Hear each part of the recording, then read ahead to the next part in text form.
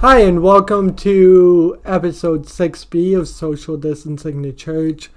And in this episode, I'll be reflecting on the theological implications of online services that I've learned in the previous episodes and reflecting on common themes. And the first one is that churches are mainly driven by pragmatic reasons right now. They are not thinking about the theology because there is an explicit theology in figuring out which platform you decide to stream on, or streaming versus pre-recorded.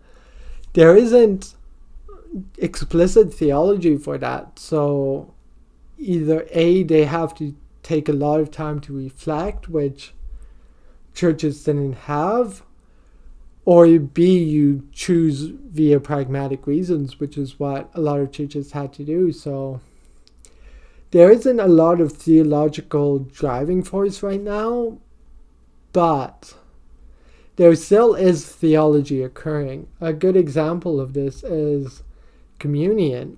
Most of my guests had much to say about communion and figure out what communion online looks like and what themes of communion do you stress and all that stuff. And do you do communion online? Is that theologically appropriate? And if so, how? And so it's hard theologizing right now, and it's mainly, decisions are mainly done via pragmatic reasons, but there still is some theology occurring. The next thing I want to point out is the inclusion of others.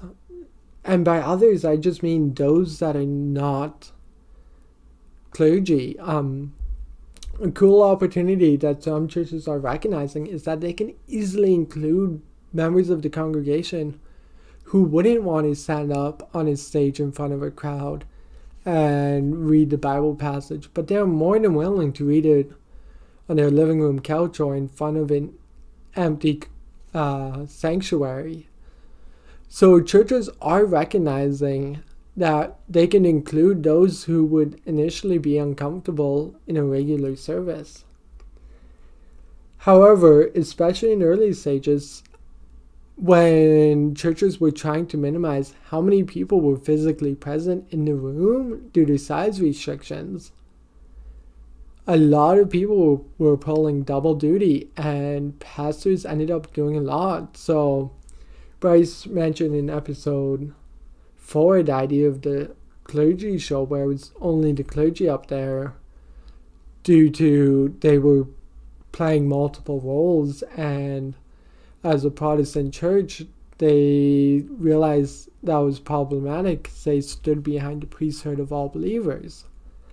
And so there's that interesting discussion now where it's like, how do you include others and what new opportunities do you have to include others? And I have not had an interview where they are mentioned doing longer services online. But I've had a few that have mentioned doing shorter services. And the question is, why? Were there too much fluff in our services that we are now realizing now that they are online? Or are attention spans short online? And there I would argue it's a both. Some services drag on too long. And with the power of YouTube analytics and less shame in leaving a service because it's a click instead of walking out of a room, people are willing to are more willing to click off dragging services, and churches are seeing that feedback. They're seeing where they're losing people because it's less shame to leave than it was in a physical service where you have to stand up in sight of everybody and walk out. The other thing is online attention spans are significantly shorter, and it changes per medium. And to understand this, you have to understand user interface design. How web pages and services lay out how you interact with them.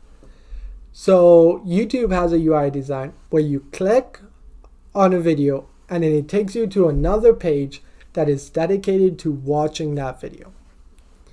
And so YouTube's trying to engage you on long format. However, Facebook doesn't. Facebook wants you to keep on scrolling. Their design is entirely meant for you to keep on scrolling. And so they want to show you as much content as possible, as quickly as possible. So for them, sitting down and watching a 40-minute video is not what they're designed to do. And it's not what people are used to doing on that platform either. They are used to looking at something max 2 minutes and then keep on scrolling. And then keep on scrolling. And seeing as much as they can as quickly as possible. So a place like Facebook, even if you don't have fluff in your service, you're going to be fighting to retain. And so you're going to have to shorten your services. And so while we're seeing feedback that our services have been dragging on, it also depends on which format you choose.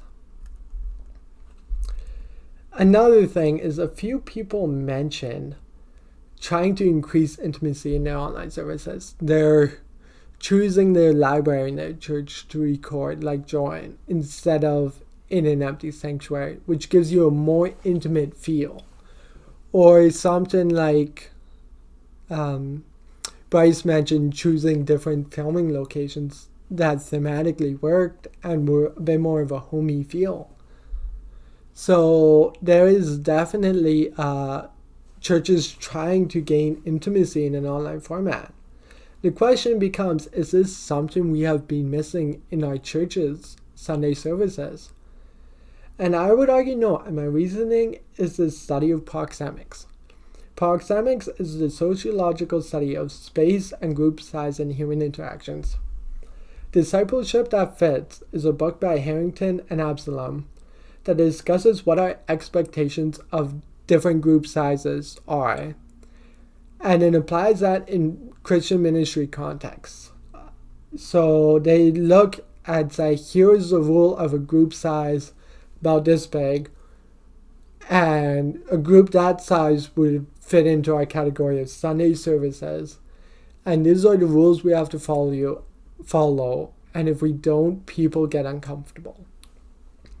And one of the things is people don't expect intimacy in that area.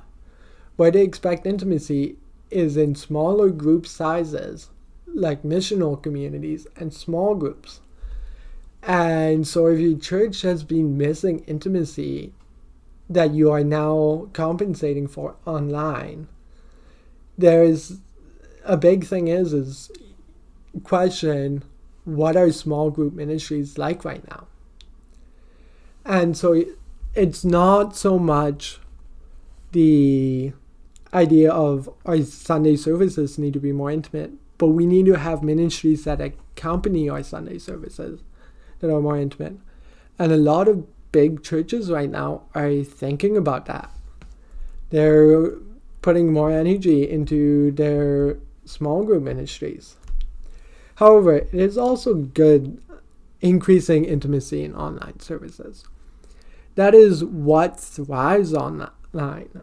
You think about a couple of years back and still going on, how popular daily vlogs are on YouTube. They're a big thing, and it's because people follow content creators who they feel they have a relationship to. And so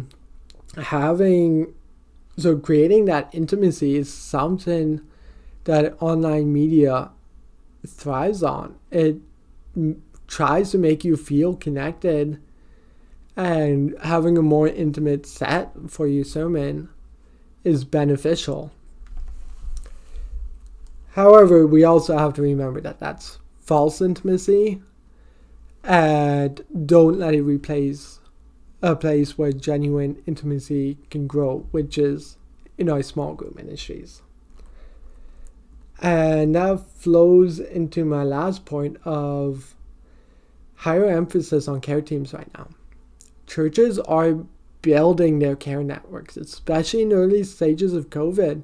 They were building their care networks and their social network systems up really high. And it's an area that may have been ignored or forgotten about in recent years. But it can greatly transition to, now that it's built up, transition it into our small group ministries. And that's something churches should be considering right now.